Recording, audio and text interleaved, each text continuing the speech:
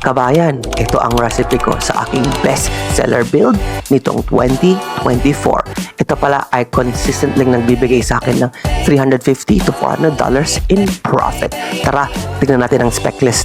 Ryzen 7 5800X, P550 motherboard, 32 gigs of RAM clocked in na 3600 MHz, 1TB NVMe SSD, 750 watt power supply, 80 plus gold of course,